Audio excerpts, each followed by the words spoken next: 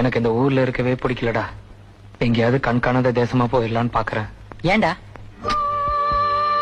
இனிமேலும் இங்க என்னடா இருக்கு? நாம யார நம்பணுமோ அவங்க எல்லாரும் நம்மள ஏமாத்திட்டு போயிட்டாங்க. அவங்க கார்ல போகும்போது நாம கஷ்டப்படுறத பாக்கணுமாடா? இத்தனை நாளா அனாதையா தானே இருந்தேன். இப்போ அனாதையாவே இந்த ஊர் விட்டு போயிரண்டா. இன்று என் பாதை உன்னாலே பூ பூத்தது. பூவே உன் கண்ணில் என் கோயில் தெரிகின்றது. உந்தன் பேர் கூட சங்கீதமாகின்றது.